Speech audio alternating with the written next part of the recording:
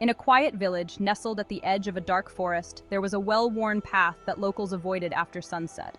They called it the Witch's Trail. Legends told of a spirit who haunted it, a woman named Isobel, accused of witchcraft centuries ago.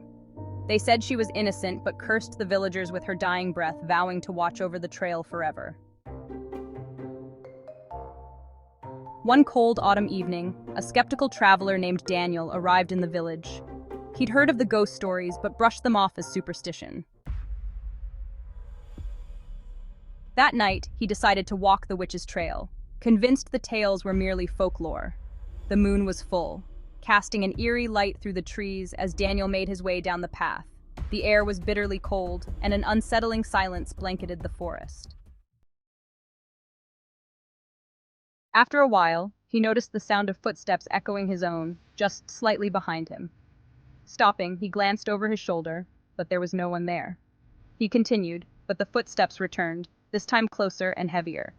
His pace quickened, his pulse racing, and soon he was almost running. Shadows seemed to shift and stretch around him, forming wispy shapes that danced at the edge of his vision. The air grew colder, and he felt a prickle on the back of his neck, as if someone were watching him. Then, in the pale moonlight, he saw her, a figure in a torn gray dress, her hair hanging in dark tangles over her face. She stood still, watching him with hollow eyes that glowed faintly in the dark. He froze, his breath visible in the chilling air, and she began to speak, her voice a whisper carried by the wind. "Why do you walk this path, stranger? Do you seek the truth?" Unable to find his voice, Daniel nodded, a shiver running down his spine.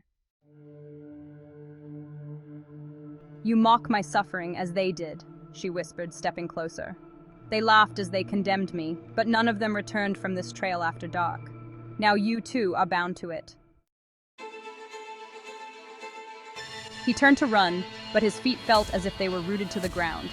Desperation took over, and he managed to break free, sprinting blindly down the path until he stumbled out of the forest, gasping for air. The villagers found him the next morning, pale and shaken, his voice reduced to a terrified whisper. He left the village the next day, but he could never forget her words or her empty, haunted gaze. From then on, whenever he closed his eyes, he would see her face and hear her voice echoing in his mind.